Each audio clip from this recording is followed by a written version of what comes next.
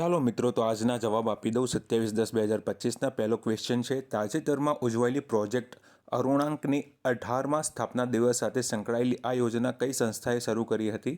તો એનો જવાબ છે બોર્ડર રોડ્સ ઓર્ગેનાઇઝેશન, BROએ શરૂ કરી હતી અરુણાચલ પ્રદેશમાં. બીજો ક્વેશ્ચન છે, ઓડિશાની વેઇટ લિફ્ટર પ્રતિસ્મિતા ભોઈ એ બહેરીનમાં યોજાયેલી ત્રીજી એશિયન યુથ ગેમ્સમાં કયા વજન વર્ગમાં ગોલ્ડ મેડલ જીત્યો હતો? આ યાદ રાખવાનો બહુ મોસ્ટ IMP ક્વેશ્ચન છે અને આવનારી એક્ઝામમાં પૂછાઈ શકે આપણી કોઈપણ GPSC એક્ઝામમાં, STI એક્ઝામમાં. તો એનો જવાબ આવશે B, 44 kg વર્ગના અંદર એક આપણે ગોલ્ડ મેડલ જીત્યો છે. સાથે સાથે આપણે વર્લ્ડ રેકોર્ડ પણ આ 44 કિલોગ્રામ કેટેગરીમાં કરેલ છે, તો એ પણ યાદ રાખવાનું છે. ઓડિશાની વેઇટ લિફ્ટર કોણ હતી? પ્રતિસ્મિતા ભોઈ. બહેરીનમાં યોજાઈ હતી ત્રીજી એશિયન ગ્રુપ.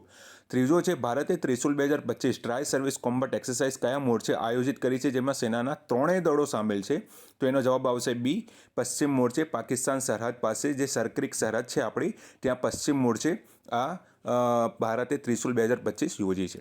ચોથો છે, state of global air 2025 report મુજબ વર્ષ 2023માં ભારતમાં વાયુ પ્રદૂષણ સંબંધિત બીમારીઓને કારણે અંદાજે કેટલા લોકોના મૃત્યુ થયા છે? તો એનો જવાબ આવશે અંદાજે 20 લાખથી વધુ લોકોના મૃત્યુ થયા છે. C એનો જવાબ આવશે સ્ટેટ ઓફ ગ્લોબલ એર 2025ના રિપોર્ટ મુજબ. ચોથો ક્વેશ્ચન છે, ટ્રેકોમાને જાહેર આરોગ્ય સમસ્યા તરીકે સમાપ્ત કરનાર 26મો દેશ કયો છે? હવે ટ્રેકોમા એટલે શું? એક આંખની બીમારી છે, આઈ ઇન્ફેક્શન કહેવાય બેક્ટેરિયાના કારણે. તો ગઈ સાલમાં 2024ના અંદર ઇન્ડિયાએ આ સમાપ્ત કરી હતી, આજે ટ્રેકોમા નામની બીમારી.